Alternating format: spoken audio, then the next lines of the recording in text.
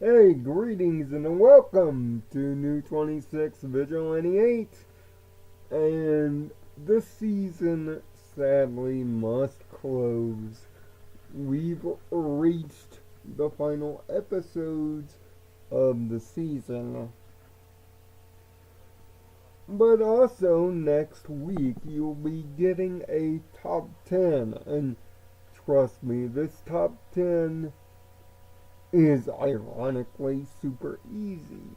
But that's next week. You know the old saying, one bad apple can spoil the whole bunch. But also, nobody talks about the inverse of that. That we shouldn't let one bad apple ruin the whole bunch either. Or make us feel as though we have failed or let people down. Sometimes not every lesson gets through to everybody. Sometimes there's just that brick wall that, regardless of how many times you try to help them, it won't get through. It's sad, surely. In a perfect world, we'd help everybody out. We'd do the right thing and everybody would be happy and have a use or two. But there are some of us that just won't forgive or forget or learn, even if they have been proven wrong several times. They just are who they are. And for those negative people in life, we should just allow them to live in their own little cages. For the world has way too much positivity and way too much good things about it to worry about a few negative people ruining our lives or ruining society. Sure, this is a hard lesson to get across, especially for a kids show, but that's the lesson that school Raze, our season ender, tries to bring about. All throughout the season, we have been not subtly teased about the villain of the season. No, it's not Chancellor Naysay, as some might actually think it. No, it's not him. It's Cozy Glow. But yes, the fandom has already known this for a while now, seeing that, as I said before, it's not been so subtle. And in the episode What Lies Beneath, the subtlety was destroyed with a Triple H size sledgehammer. Well, in School Race, it finally comes to pass, with all of Equestria's magic in danger. It looks like our Intrepid Harmony 7. See, I respect you, Spike. Think of only one culprit for this. Tyrek from season 4's finale, Twilight's Kingdom. You know, the one where Rainbow Power showed up, and the castle and whatnot.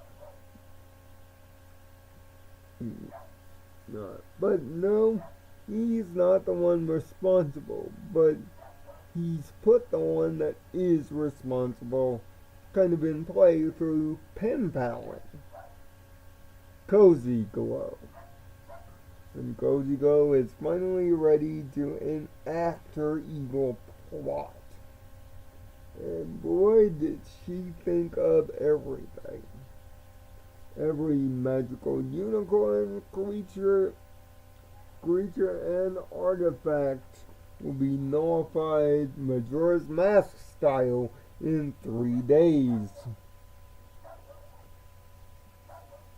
And with our intrepid main heroes captured in, well, this universe's version of, HE double hockey sticks, it's up to who else but the Student 6 with a small but sadly inconvenient assist by the CMC to save the day ultimately in part 2, in which the tree also validates them as elements of harmony? That's gonna be a confusing plot thread to think over. Perhaps it needs a video of broader thought. Just give me some time to think about it. The Student 6 are naturally given a wind of this plot, mainly because of Smolder's distrust, not only of Cozy, but of Naysay, quickly after finding out that Twilight has left the school, tries to assume control and establish all pony order. That's right, Naysay isn't necessarily free in this episode from being a douche noggle, magically chaining up the Student 6 into a sandbar. Bar, using a bit of clever double talk, gets out of it to later get the CMC into it to get them out of trouble. But the biggest thing that you'll take from this episode, besides the overly rushed pacing of part 2, and trust me, the pacing in part 2 is all over the place fast,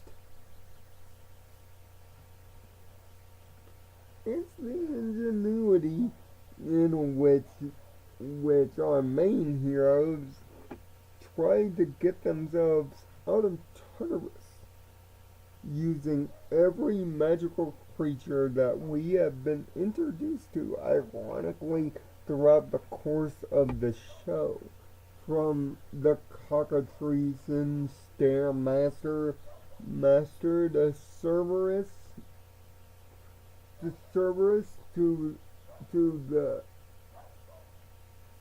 to the bear bee to the Manicore, all are present here.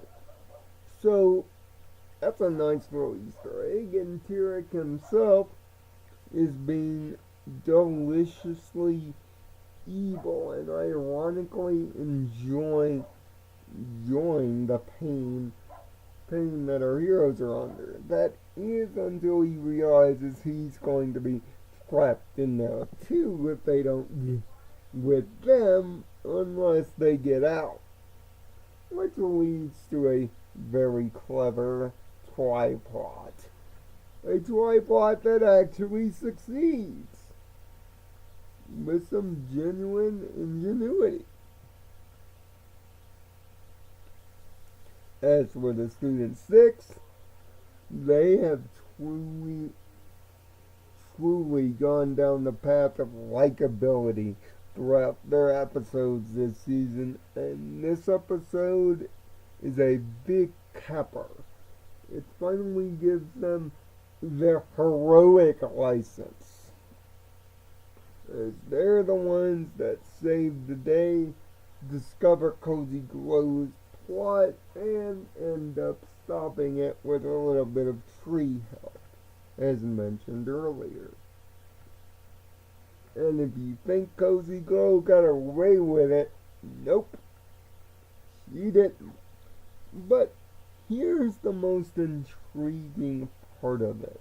Not only is she not repentant, similar to Chrysalis from season 7, but it seems that even in Tartarus, the scheming begins when the last scene of the season sees Closey finally being able to talk and scheme with her pen pal, which could lead to some really dangerous things when we talk next season. It's kind of weird that they would give us a cliffhanger to end a season on. This is most definitely a first. Most definitely cause people to scratch their heads as the month and wait for season 9 begins. It's nice to see the school rally against an evil force, and it's nice to see that Chancellor Macy, through example, has opened the door to perhaps he was wrong. Maybe he's not the biggest goose-snoggle after all. He just needed some convincing. Although the first part of this two-parter raises stakes rather successfully, if not blows the subtlety right out the window as a negative, Part 2's faster pacing might be alarming to some, but Cozy's unrepentant villainy combined with a clever escape, and also combined with the Student 6 proving their worth yet again in clever fashion, makes this finale a step up from the last season finale. It doesn't put it up there towards Twilight's Kingdom or even the royal wedding, but it most certainly puts it in the discussion.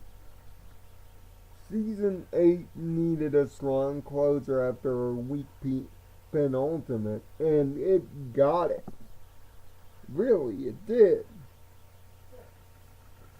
But there are some things that would have still needed fixing, but this is most certainly good enough for the cliffhangers, conclusions, the raises of stakes, return of epic villains, and the setup of another. I'm willing to give School Raze, our season finale, episodes 195 and 196, yes, both of them count, a 5 out of 6. Although not among the strongest of these season finales, School Raze ranks up there in intrigue, danger, and even foreshadowing to a season and possibly a plot yet to come. The School of Friendship closes its first semester on a high note.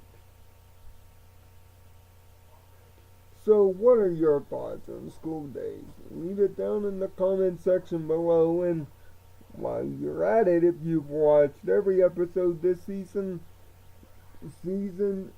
try to rank them and make your top 10. And wait for me next week to give my top 10 as well as the final grade for the season. It's been wild. It's been crazy. And we still ain't done yet. Until next week, I'm Nirvana Sparkle. find peace in your own nirvana. Thanks for watching.